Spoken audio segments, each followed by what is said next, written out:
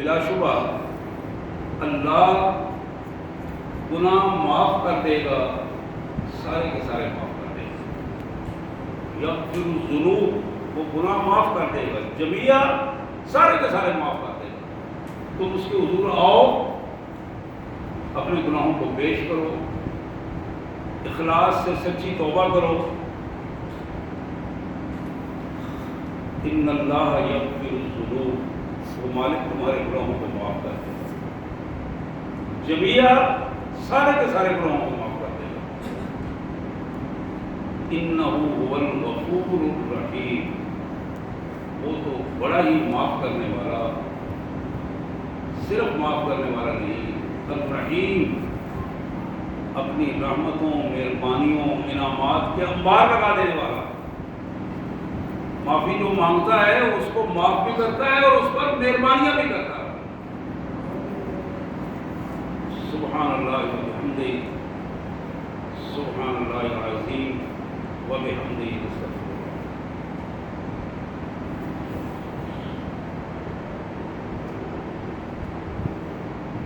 انسان کی جب تخلیق ہوئی اور اس تخلیق کے بعد ایک سوچ یہ بنی، اور اس سوچ کی تائید قرآن نے بھی کی کہ انسان کو جس انداز میں اس کے مالک نے اس کی تخلیق کی ہے اور جن عناصر اربع سے اسے بنایا ہے، یہ ہے کہ ترکیبی اس طرح بنے گی کہ جہاں اس کے اندر ارادہ اور اختیار موجود ہے، جہاں اسے ڈسپلن کی تاکید کی گئی ہے، جہاں اسے قانون کا پابند بنانے کی کوشش کی گئی ہے، وہیں اسے نیکی اور بدی دونوں کا اختیار کیا جائے۔ قرآن کہتا ہے وَهَدَيْنَاهُ النَّجْدَيْنِ، دونوں راستے ہم نے دکھا دیے۔ اب جس کی مرضی ہے اپنی سمجھ کے مطابق اپنے مالک کو پہچانے اور اس کے حکم کی فرمانبرداری کرے، اور جو اللہ کو پہچاننے کے باوجود، جاننے کے باوجود، اس کا کھانے کے باوجود، اس کی زمین پر رہنے کے باوجود، اس کے انعامات، زندگی اور دن رات بے شمار نعمتوں کو استعمال کرنے کے باوجود اگر وہ اپنے مالک سے دور رہا، اس کی پہچان نہ کر سکا، تو پھر اس نے شیطان کا راستہ اختیار کیا، اور جس نے شیطان کا راستہ اختیار کیا ظاہر ہے ذلت و رسوائی کا راستہ تھا، اور وہ راستہ ہی اس کے لیے پریشانیوں کا سبب بن گیا۔ لیکن اس کے آخری لمحے تک، یعنی راستے سے وہ بھٹک گیا، راستے سے بھٹکنے کے بعد اللہ کے دشمنوں کے ساتھ رابطے رہے، اللہ کے دشمنوں کے ساتھ چلتا پھرتا رہا، اللہ کی نافرمانیوں میں اپنی زندگی گزاری، لیکن ایک وقت وہ آیا کہ اسے احساس ہو گیا، قوت احساس بیدار ہوئی، میں تو اپنے مالک کے ساتھ اپنا درست رویہ نہیں رکھ رہا ہوں، مجھے اپنے مالک کی پہچان کرنی چاہیے، اس کا فرمانبردار رہنا چاہیے۔ کسی جھٹکے نے اسے بیدار کر دیا، کسی چھوٹے موٹے واقعات میں سے کسی واقعے نے اس کے تالے لگے ہوئے دماغ کے تالے کو کھول دیا، ضمیر بیدار ہوا، اور اس ضمیر کی بیداری کے بعد اس کے اندر توبہ کا ایک جذبہ پیدا ہوا۔ توبہ کہتے ہیں واپسی کو، واپس آ جانے کو توبہ کہتے ہیں۔ تو یہ جو اللہ کے حضور واپس آنے کی کیفیت تھی، بنیادی طور پر تو وہ مسلمان تھا، اس لیے کہ باپ مسلمان تھا۔ آدم علیہ السلام کے جتنے بچے ہیں وہ سارے مسلمان ہیں۔ اسلام کے بعد اگر کسی نے کفر کیا ہے تو وہ ایک صورتحال ہے لیکن فطرتاً وہ مسلمان پیدا ہوئے. محمد کریم جناب رؤوف الرحیم خاتم النبیین صلی اللہ علیہ وسلم نے فرمایا، حضور صلی اللہ علیہ وسلم نے فرمایا کہ کل مولود یولد علی فطرہ، کل مولود یولد علی فطرۃ الاسلام، پیدا ہونے والا ہر بچہ فطرت اسلام پر پیدا ہوگا.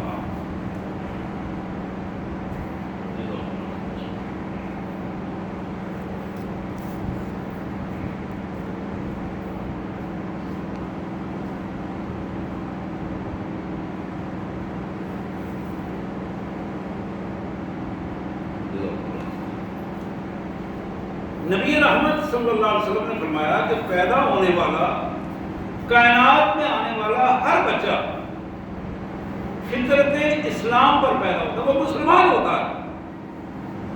وَأَبَوَاهُ يُحَوِّدَانِهِ أَوْ يُمَجِّسَانِهِ أَوْ يُنَصِّرَانِهِ او کما قال رسول اللہ. کہ جس گھر میں بچہ پیدا ہوتا ہے، اب یہ اس کے والدین کی کارستانی ہے.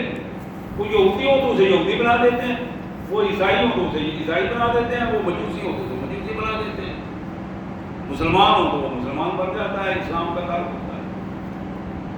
لیکن بچہ فطرتاً مسلمان ہوتا ہے. تو میں یہ عرض کر رہا تھا، وہ توبہ جب وہ اپنے اصل فطرت کی طرف پلٹتا ہے، اسے گناہوں کا احساس ہوتا ہے، فطرت کی طرف جب پلٹتا ہے تو وہاں کیا ہوتا ہے؟ اپنے مالک کی پہچان ہوتی ہے، اسے اپنے اللہ کے ساتھ پہچان کی کیفیت میں اللہ کے حضور اپنی ساری مناجات گناہوں کو رکھتا ہے، گناہوں کو اللہ کے حضور رکھ کر ایک ایک کو پیش کرتا ہے. اور پھر بے ساختہ جب گناہوں کی یاد آتی ہے تو اس کی تائید اس کے آنسو کرتے ہیں، گناہوں کی تائید اس کے آنسو کرتے ہیں. اور جس انداز میں اس کے آنکھوں سے آنسو بہتے ہیں وہ اس کے دل کی درد کی کہانی پیش کرتے ہیں. اور وہی اصل موقع ہوتا ہے جب اللہ کی رحمت اپنے اس بندے کا استقبال کرتی ہے، اور اللہ کی رحمت کے استقبال کے بعد اللہ تعالیٰ اپنی خاص رحمت سے اس کے گناہوں کو معاف کرتے چلے جاتے ہیں. محمد کریم صلی اللہ علیہ وآلہ وسلم نے ارشاد فرمایا، ان العبد اذا طرف ثم تاب تاب اللہ علیہ. سیاستہ کی یہ حدیث کہ جب بندہ اللہ کے حضور اپنے گناہوں کا اعتراف کرتا ہے، ایک ایک گناہوں کو گناہ کو گن کر اپنے اللہ کے حضور پیش کرتا، مالک مجھ سے یہ ہو گیا، مجھ سے یہ ہو گیا، مجھ سے یہ ہوا، فلاں وقت میں نے یہ کیا. میں ابھی حدیث مبارک پڑھ رہا تھا، ترغیب و ترہیب میں حدیث کی بڑی معروف کتاب ہے، پہلے بھی گزری ہوگی لیکن مجھے ایسے محسوس ہو رہا ہے زندگی میں پہلی دفعہ میں نے یہ حدیث مبارک پڑھی. ایک بندہ اللہ کے حضور عرش عظیم کے سامنے آئے گا حشر کے دن. اللہ تعالیٰ اس سے پوچھیں گے، میرے بندے تم نے جو دنیا میں دعائیں کی تھیں یاد ہے تمہیں؟ اس طرح کا مالک بہت ساری دعائیں ایسی تھیں جو میں نے آپ کے حضور عرض کی تھی. تو اللہ فرمائے گا کہ تمہیں یاد ہے میں نے تمہاری ساری دعائیں منظور کر لی تھی. ایک ایک دعا اللہ گنوائیں گے، تمہاری فلاں دعا بھی میں نے منظور کی، فلاں بھی منظور کی، فلاں دعا بھی، فلاں موقع پر تم پڑھ سکتے تو تم نے دعا کی میں نے منظور کی. اللہ کا شکر ادا کرے گا اور کہے گا مالک واقعی فلاں فلاں موقع پر اللہ فرمائیں گے تمہیں یاد ہے فلاں موقع پر تم بڑے پریشان تھے، اس بڑی پریشانی کے عالم میں تم نے مجھ سے رابطہ کیا، تو میں نے اس مشکل ترین وقت میں بھی تمہیں مشکلات سے نکال کر آسانیوں میں تمہارے حالات کو بدل دیا. تو ایک لمبی حدیث ہے جس میں اللہ تبارک و تعالیٰ کے حضور جب وہ بندہ کھڑا ہوتا ہے تو مالک اس کی پوری زندگی کے ایک دعا کو یاد کرواتے ہیں، استغفار کو یاد کرواتے ہیں، اور وہ بندہ پھر وہیں اپنے مالک کا شکر ادا کرتا ہے، ایک ایک دعا کی قبولیت پر شکر ادا کرتا ہے، اور پھر اللہ اپنی رحمت سے اس بندے کو جنت میں داخل فرماتے ہیں۔ میں یہ عرض کر رہا تھا کہ مالک نے فرمایا ان العبد اذا اعترف، جب بندہ اپنے اللہ کے حضور اپنے گناہوں کا اعتراف کرتا ہے، یہ بڑی اہم بات ہے، کسی کے سامنے اپنے گناہ کو ذکر کرنے کا نہیں ہوتا، یہ حکم نہیں ہے کہ تم گناہ کر کے کسی کو بتاؤ، حکم یہ ہے کہ گناہ کر کے اپنے اللہ سے توبہ کرو اور اپنے گناہ کے بارے میں کسی دوسرے کو مت کرو، گناہ کی تشہیر نہ کرو، لیکن جب تمہیں اپنے مالک کے حضور جانا ہے وہاں تمہیں اپنے گناہوں کو پیش کرنا ہے، اپنے اللہ کے حضور تمہیں اپنے گناہ کو کھول کے بتانا ہے، تمہارے مالک یہ ہو گیا، غلطی ہو گئی، یہ گناہ ہو گیا، یہ تقصیر ہو گئی۔ جب تم اس غلطی کو، اس کیفیت کو، اس گناہ کو اپنے اللہ کے حضور ان احساسات کے ساتھ پیش کرو گے جو تمہارے اندر کی کیفیت ہے، اللہ تمہارے گناہوں کو معاف کرے۔ ان العبد اذا اعترف، بندہ جب اپنے گناہوں کا اعتراف کرتا ہے، ثم تاب، پھر واپس آنا چاہتا ہے، دور نکل گیا، گناہ کر کے اللہ کی رحمت سے دور ہو گیا، اب ثم تاب، واپس آنا چاہتا ہے، اجازت مانگ رہا ہے کہ مالک مجھے معاف کر دیں، دروازہ کھول دے رحمت کا، مجھے معاف کر دیں، مجھے واپسی کے اندر آنے کی اجازت دے۔ جب اس کیفیت میں اجازت مانگتا ہے، توبہ کرتا ہے، تاب اللہ علیہ، اللہ خصوصی طور پر فرشتوں کو حکم دیتے ہیں کہ اس کے لیے رحمت کا دروازہ کھولو، اس نے مجھ سے رابطہ کیا، میں نے اس کے گناہوں کو معاف کر دیا، خصوصی طور پر اس کے لیے پروٹوکول دو، اس کی عزت ہو، یہ اب گناہوں پہ معافی مانگ کر واپس آ رہا۔ اور پھر میرے پیارے آقا صلی اللہ علیہ وسلم نے فرمایا التائب من الذنب کمن لا ذنب لہ، اپنے گناہوں سے توبہ کرنے والا بندہ ایسا ہے گویا اس نے گناہ کیا ہی نہیں۔ قرآن مجید کی بات آیات میں جب یغفر لکم ذنوبکم کے الفاظ آتے ہیں کہ اللہ تمہارے گناہوں کو معاف کر دے گا، وہاں یہ الفاظ آتے ہیں کہ گناہوں کو اللہ تعالیٰ ریکارڈ سے محو کر دیں گے، ختم کر دیں گے، وہ ریکارڈ ہی نہیں رکھیں گے، فرشتوں کو بھی بتائیں گے یہ ریکارڈ ہی ختم کر دیں، تاکہ کسی بھی موقع پر اس بندے کو بے شرمندگی نہ ہو کہ اس کا ریکارڈ اس کے سامنے آئے۔ سبحان اللہ وبحمدہ، سبحان اللہ العظیم۔ تو میرے پیارے بھائیوں، اللہ کو جو عبادات بہت زیادہ پسند ہیں، ان عبادات میں ایک عبادت استغفار ہے جو بہت زیادہ اللہ کو پسند ہے۔ جناب عبداللہ بن عباس رضی اللہ تعالیٰ عنہ کی یہ روایت، اللہ تعالیٰ باپ بیٹے دونوں پر اپنی خاص رحمتیں فرمائے اور ان کی قبروں کو نور سے بھر دے۔ محمد کریم صلی اللہ علیہ وسلم کے چچا داد بھائی جناب عباس بن عبد المطلب کے بیٹے عبداللہ، ان کی یہ روایت فرماتے ہیں کہ میرے آقا، میرے پیارے حبیب محمد کریم صلی اللہ علیہ وسلم نے فرمایا من لازم الاستغفار،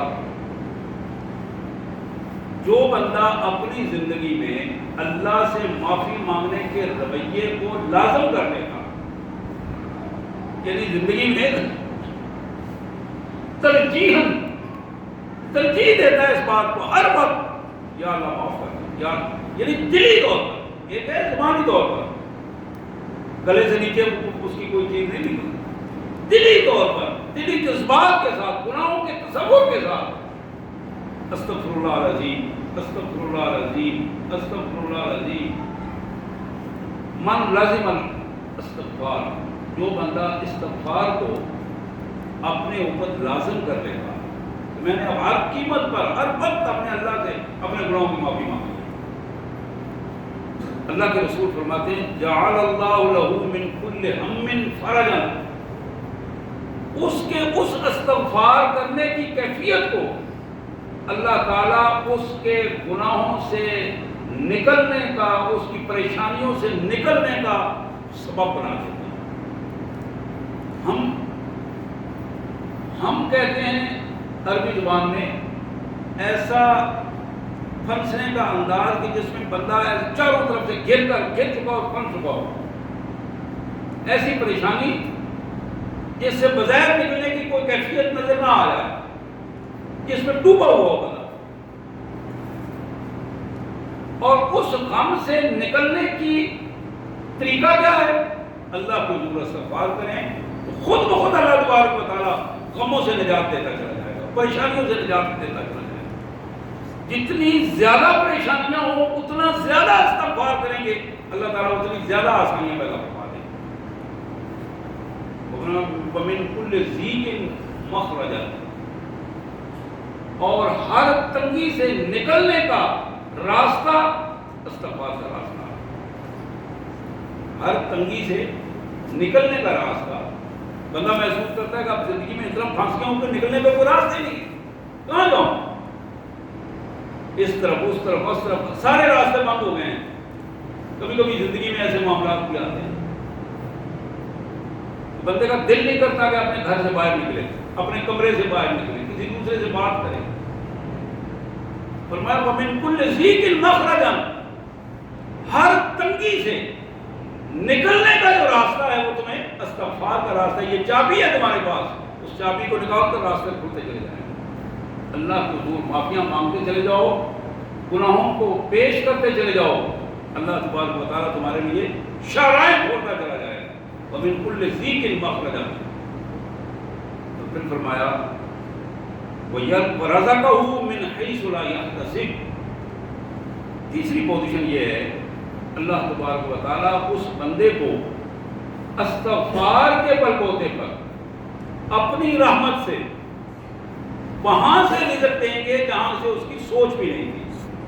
وَرَزَقَهُ مِنْ حَيْثُ لَا يَحْتَسِبُ، جہاں اس کا گمان بھی نہیں تھا، توقع ہی نہیں تھی، اللہ تعالیٰ وہاں سے رزق کے دروازے اس کے لیے کھولتے ہیں۔ یہ حدیث مبارک جو میں نے بیان کی سیاستہ کی بڑی اہم حدیث ہے۔ حضور صلی اللہ علیہ وسلم نے فرمایا کہ جو بندہ اپنی زندگی میں استغفار کرنے کو لازم قرار دے لیتا ہے، اپنی زندگی میں ہر وقت کوشش کرتا ہے کہ اپنے اللہ سے اپنے گناہوں کی معافی شعوری طور پر کرے، اس کو 3 فائدے حاصل ہوتے ہیں۔ پہلا فائدہ یہ ہے کہ غموں سے اللہ اس کو نجات دے دے گا۔ دوسرا فائدہ یہ ہے کہ کسی بھی تنگی میں وہ پھنس جائے تو اللہ تعالیٰ اس کو پھنسے ہوئے کو نکال لاتے ہیں استغفار کی وجہ سے۔ تیسری چیز یہ ہے کہ اللہ تعالیٰ اس کو اس جگہ سے رزق دیتے ہیں، بے حساب دیتے ہیں، جس جگہ سے اسے رزق ملنے کی توقع بھی نہیں تھی۔ سبحان اللہ وبحمدہ سبحان اللہ العظیم۔ یہ دوسری حدیث مبارک جو ابن ماجہ کی حدیث ہے، جناب عبداللہ بن بصر رضی اللہ تعالیٰ عنہ کی یہ روایت بڑی خوبصورت روایت ہے، چھوٹی سی الفاظ پر کمال الفاظ ہیں۔ میرے پیارے آقا صلی اللہ علیہ وسلم نے فرمایا طوبیٰ لمن وجد فی صحیفتہ استغفار کثیر، جس بندے کے نامہ اعمال میں قیامت کے دن استغفار کرنے کی بہتات ہوگی،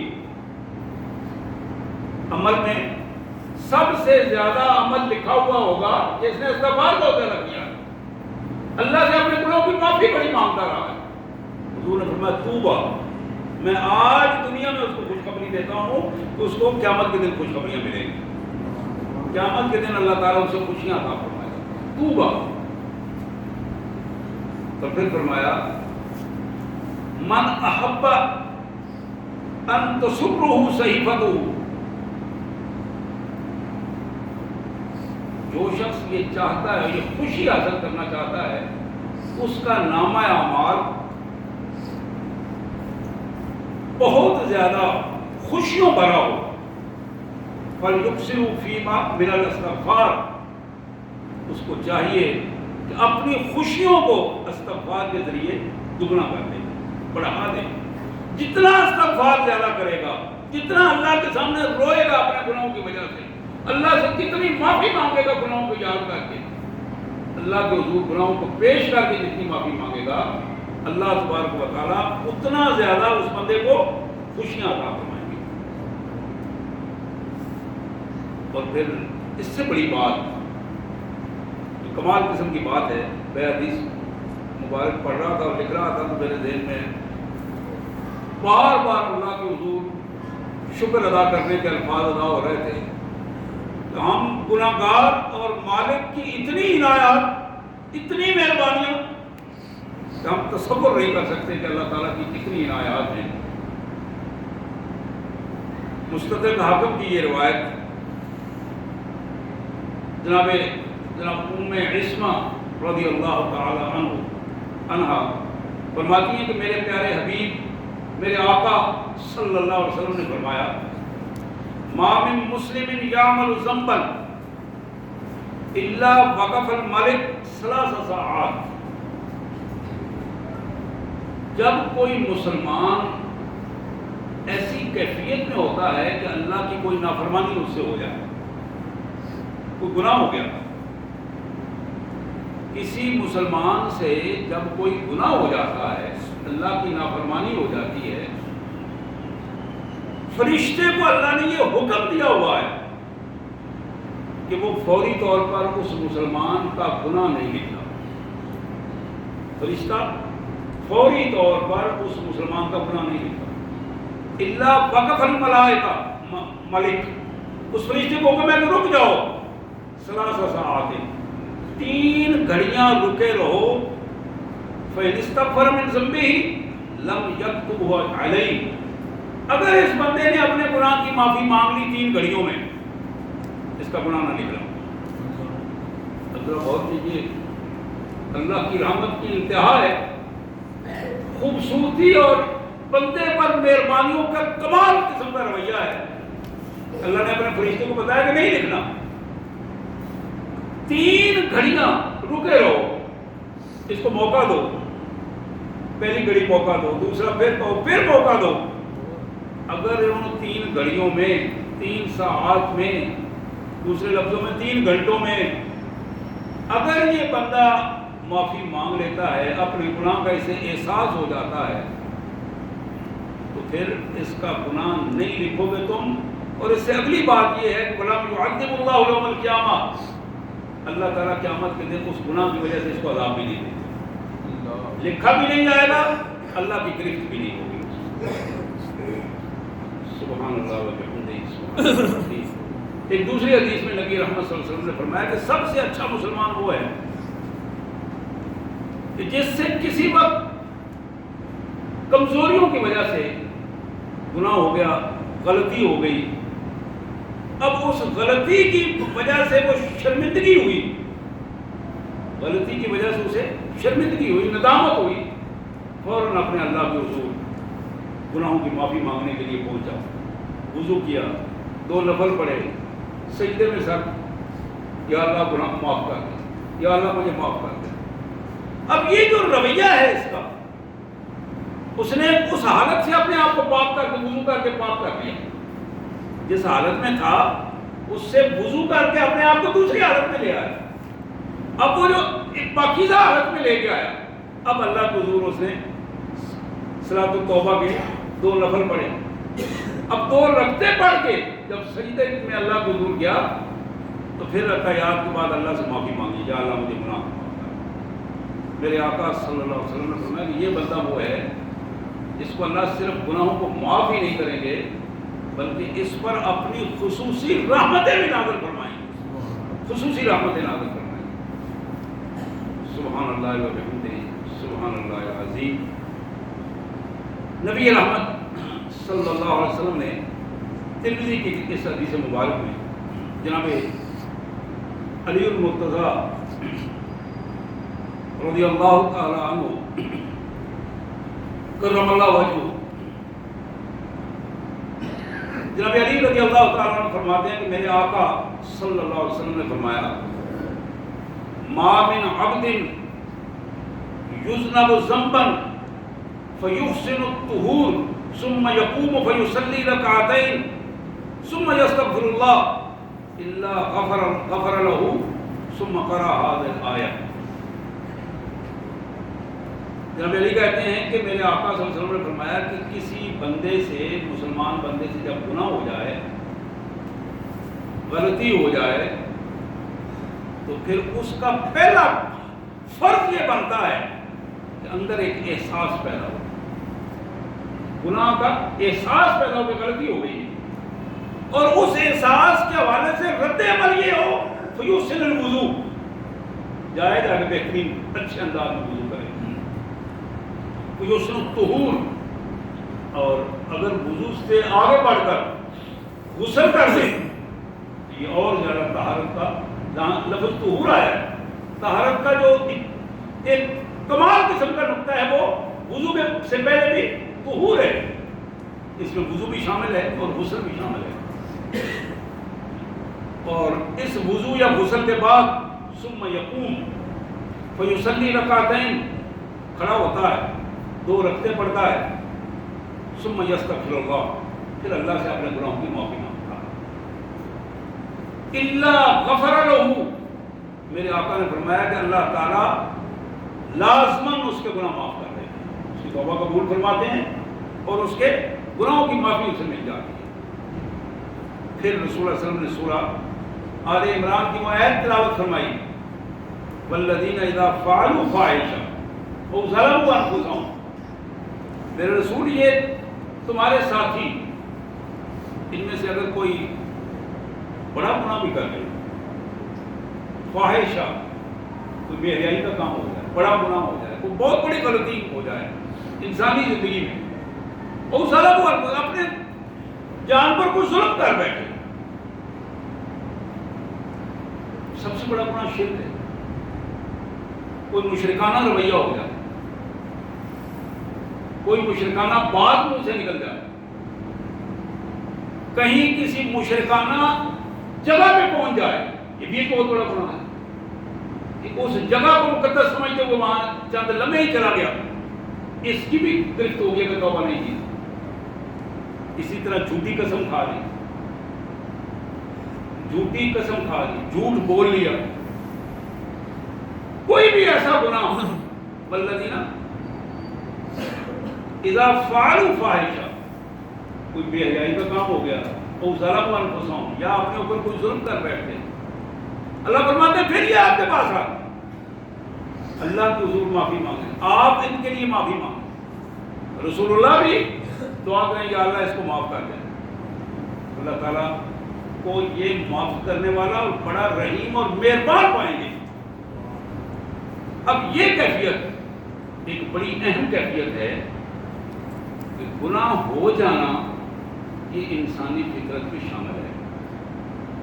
گناہ ہو جانا یعنی ایسی بات نہیں کہ بندہ فرشتہ ہے، وہ چیز اس کے بس میں نہیں ہے. گناہ کے سارے عوارض انسانی جسم میں موجود ہیں. اب اس سے کیا بڑی بات ہے، اللہ کے پیغمبر جناب یوسف علیہ السلام کے الفاظ جو قرآن نے نوٹ کیے، وما ابرئ نفسی ان النفس لامارۃ بالسوء، کہ لوگوں میں اپنے نفس کو بری عظیمہ قرار نہیں دیتا ہوں. نفس تو برائی کی طرف بلاتا ہے، نفس تو اکساتا ہے برائی کی طرف، وہ تو لے جاتا ہے برائی کی طرف. ہاں، اللہ کی رحمت اس ان برائیوں سے بچاتی ہے، اللہ کی رحمت گناہوں سے محفوظ رکھتی ہے. جس بندے کا رابطہ اللہ سے ہو جائے، جو اپنے اللہ سے ہر وقت اپنے گناہوں کی معافی مانگتا ہے، اللہ تعالیٰ اس بندے کو گناہوں سے محفوظ کر دیتا ہے. اور یہی وجہ ہے پیغمبر ہر وقت اللہ کی حفاظت میں ہوتے ہیں. سارے پیغمبر اللہ کے معصوم پیغمبر ہیں، سارے پیغمبر اللہ کے معصوم پیغمبر، اللہ نے ان کی حفاظت کا خود ذمہ لیا ہے. اور اس سے بڑی بات یہ ہے محمد رسول اللہ صلی اللہ علیہ وآلہ وسلم کو امام المعصومین قرار دیا گیا، سید المرسلین قرار دیا گیا، پیغمبروں اور نبیوں کے سردار. اس سرداری میں معصومیت کا جو پہلو ہے اللہ نے اپنے پیغمبر علیہ الصلوۃ والسلام کو وہ عطا کیا. تو میں یہ عرض کر رہا تھا